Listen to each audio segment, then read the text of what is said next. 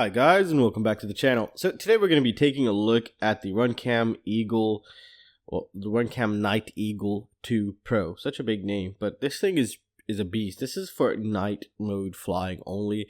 This thing is just a black and white camera, and it's a CMOS camera. So we're going to test its latency today to see how well this thing performs. So this thing's pretty cool. It does have an inbuilt microphone, as you can tell right there, and it does have the OSD, and it also does give you your battery voltage, and it just does all kinds of crazy good stuff. Now the input is 5 to 36 volts, so you can power this off from anywhere. I highly recommend, if you have a 5-volt regulator, just power it off from the 5-volt regulator.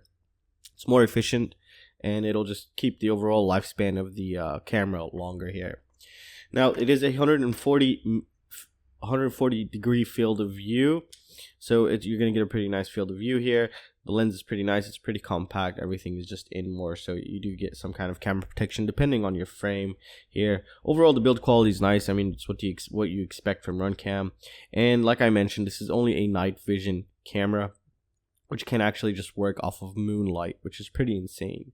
So, you know what? Enough talking. Let's stick this guy on the bench and let's get testing its latency. Alright guys, so let's talk about the methodology here. Now, as you can tell, I have an oscilloscope here running. It's running on 2 channels, and the Runcam Night Eagle Pro 2 is in the box here with an RGB LED, and we have an Arduino Nano controlling it. And I have a little button here, as you can tell right there, which turns an LED on and off. So that's what we're going to be searching for. So if you take a look at the bottom line here, once this line goes up, that means the LED has turned on. So we know when the LED turned on to look for change. This is the video feed coming from the camera. Then we can calculate from the point of the LED went on to where we saw change in the video feed to calculate its latency. So let's go ahead and take a first measurement. What I'm going to do is I'm just going to move up the camera up closer to the oscilloscope, and we can just take a look at it together. Alright guys, so let's go ahead and take our first measurement. Now the LED is off, and what we're going to do is going to take first measurement here. So let's go ahead and turn the LED on. There we go. So as you can see here, the LED went up right there.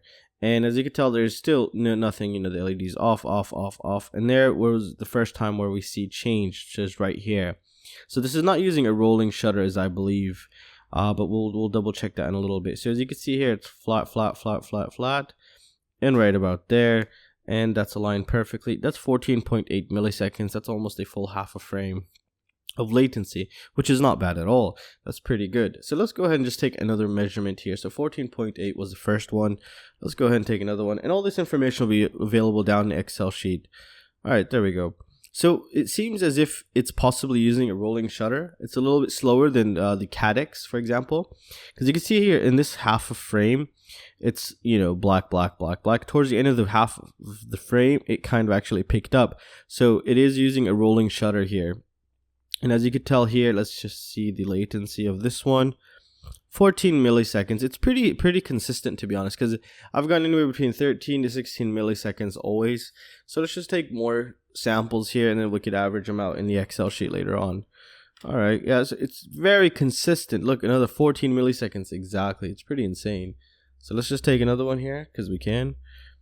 And again, it's like what, 14 point something this time. 14.8 milliseconds. So it's in the 14 millisecond range of latency, which is not bad at all, actually. And again, and let's do it again. So it's just consistent. It's very consistent. Yeah, but again, it's very consistent in the 14 millisecond range. So anywhere between 13 and 14 milliseconds, this thing's latency is. It doesn't matter what part of the frame it's actually touching. As you could tell here in the, the LED turned on in this half of a frame. And as you can see, when it jumped to the second frame, within the half of the frame was when it picked up, as you could tell right there. So overall, this is a very good camera. I mean, I've seen some videos online with people flying it with just moonlight. This thing is insane. It's not for a day flight. Well, you can use it in the day, but don't forget, it's only black and white. It's not a colored camera, so take that into consideration when you're purchasing it. Overall, this thing seems like a beast. I mean, for night mode vision, and it's awesome. I'm actually going to be putting this on one of my quads. I'm going to have a night vision quad, or just a night camera for the summer nights that's going to be upcoming. It's going to be pretty insane. I have the best place to test it. We'll just have to wait till summer. I'm pretty sure something else will come out by then. But overall, as you can see, it's pretty good. It's pretty consistent in latency, 14 milliseconds. It's not bad. It's not the best. It's not the worst. But it's very consistent. So it's very good. Very nice to see here. And overall, that's really it. So I'll leave the information of this down in the Excel sheet, so you guys can check it out. I do have an Excel sheet with all the data that I've been testing, from Runcams to Ct60, the fastest cameras, and it does have the link to the product as well as price and all kinds of information available for you.